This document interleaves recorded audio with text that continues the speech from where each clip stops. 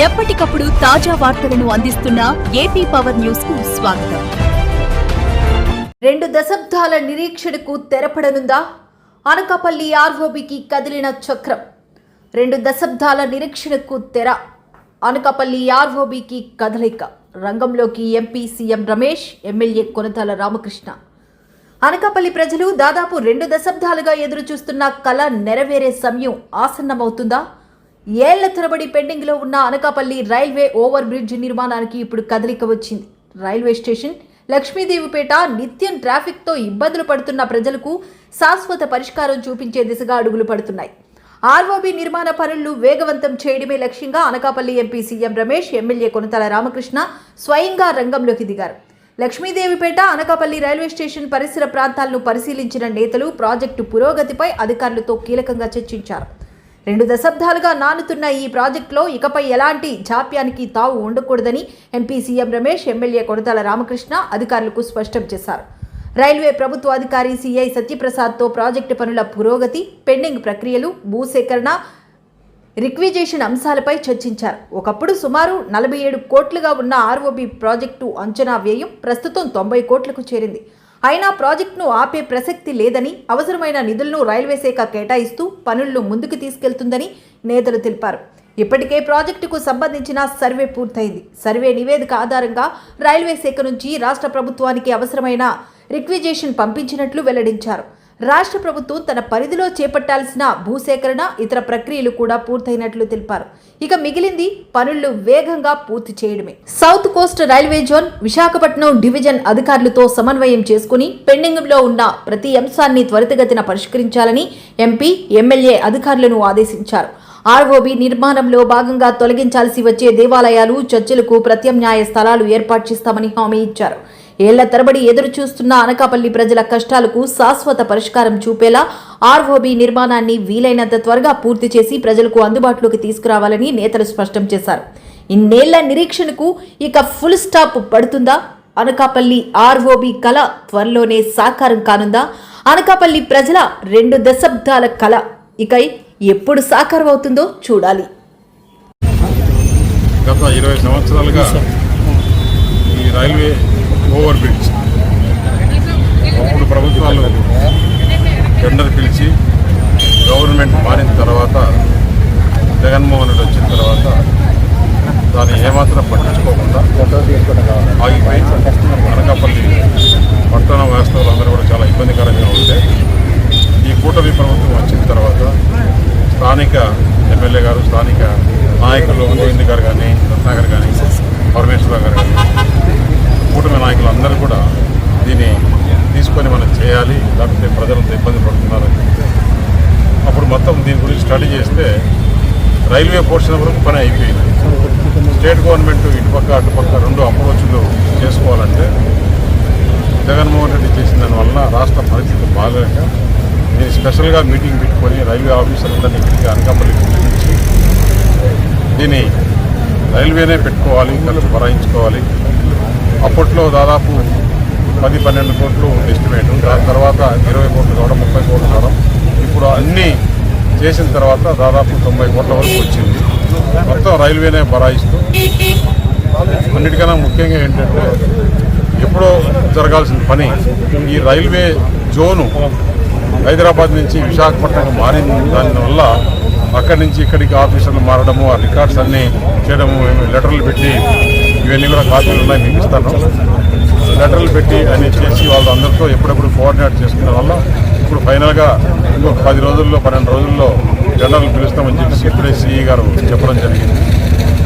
18 నెలల్లో కంప్లీట్ చేయాలంటే కాదు, సంవత్సరంలోనే పెట్టండి అని చెప్పేసి సిఈ గారిని రిక్వెస్ట్ చేయడం జరిగింది.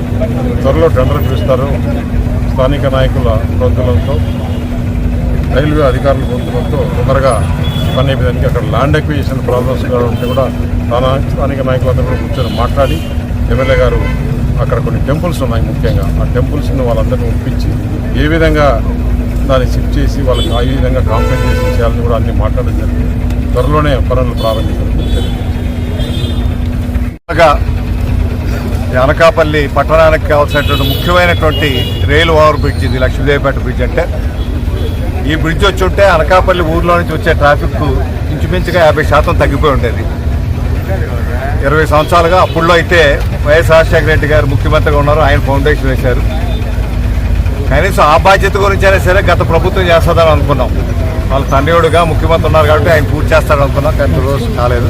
ఏదేమైనప్పటికీ ఈరోజు మళ్ళీ కేంద్ర ప్రభుత్వం పూర్తి స్థాయిలో ఎంపీ గారు standing committee, railway standing committee చైర్మన్గా ఉండడం మన అదృష్టంగా భావిస్తూ, ఇవి పూర్తి స్థాయిలో స్టేట్ గవర్నమెంట్ కంట్రిబ్యూషన్ లేకుండా కేంద్ర ప్రభుత్వమే రైల్వే శాఖే అప్పుడు 47 కోట్లు అయితే ఇప్పుడు 90 కోట్లు అయింది. దీనికి 90 కోట్లు కూడా రైల్వే శాఖ పెట్టుకొని ఇది పూర్తి చేసే కార్యక్రమాలు చేస్తూ ఉంది.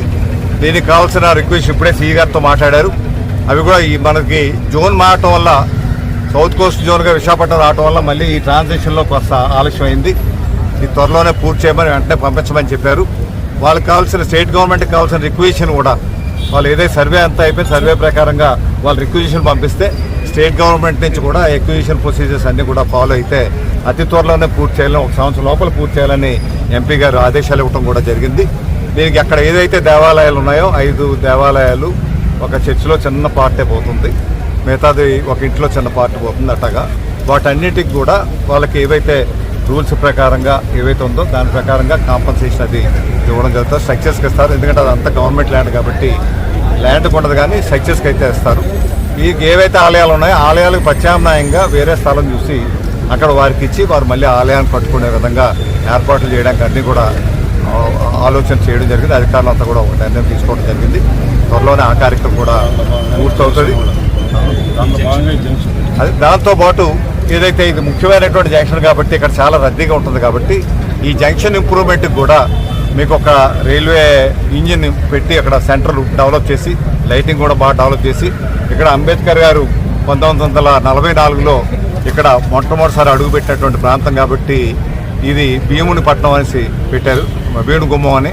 అంటే ఆయన అడుగుపెట్టినటువంటి గుమ్మం కాబట్టి వారికి జ్ఞాపకార్థంగా ఇక్కడ ఏదైతే ఉందో అంబేద్కర్ గారి స్టాట్యూ, ఆ స్టాట్యూ కూడా మీకు పూర్తిగా రెనోవేట్ చేసుకొని మోడర్నైజ్ చేసి దాన్ని డోమ్లో పెట్టుకొని లైటింగ్ అది ఇచ్చి చక్కనైనటువంటి ఒక సెంటర్ ఇంప్రూవ్మెంట్ కూడా చేసే కార్యక్రమాలు కావాల్సినటువంటి నిధులు కూడా అన్నీ కూడా మంజూరైనవి. త్వరగానే ఈ రైల్వే డిజైన్ అంతా వచ్చిన వెంటనే ఈ పనులు కూడా మొదలుపెట్టే కార్యక్రమం జరుగుతుంది. దీని వింజోలో ఇంకో కార్యక్రమం కూడా చెప్పాలి. నేను అనకాపల్లికి సంబంధించి చాలా సంవత్సరాలుగా పెండింగ్ ఉన్నటువంటి చాలా ఆర్ఓబీలు ఉన్నాయి. అవి ఏవి కూడా పరిష్కారం కాలేదు. కానీ వీటిలో 1-2 అవుతుందని మేమైతే అనుకున్నాం. కానీ ఇప్పుడు మన దగ్గర ఉన్నటువంటి ఆర్ఓబీలు 4 ఆర్ఓబీలు ఒకే నియోజకవర్గంలో అన్నీ కూడా ప్రాసెస్లో ఉండి డిపిఆర్లు అయి మంజూరై ఆల్రెడీ రాజుపాలెం ఏదైతే ఉందో అక్కడ ఆర్ఓబీ కన్స్ట్రక్షన్ మొదలైంది. అదేవిధంగా నర్సింగ్ బిల్లు దగ్గర నుంచి అటు అచ్యుతాపురం రోడ్డుకి వెళ్ళేటువంటి ఆ సోమవారం బ్రిడ్జ్ ఏదో అక్కడ ఒక ఆర్ఓబీ వస్తుంది. ఆర్ఓబీ పనులు కూడా మొదలుపెట్టారు. ఆ 2 మొదలుపెట్టారు, ఇది ప్రాసెస్లో ఉంది, త్వరలో ఇది మొదలు పెడతారు. ఇది కాకుండా కసింకోట నుంచి అక్కడ ఆర్ఓబీ ఉంది, రైల్వే క్రాసింగ్ కసింకోట ఊరు దాటాక అటువైపు ఎగువ ప్రాంతం వైపు ఉంది. అక్కడ కూడా మీరు సర్వే చేయడం జరిగింది.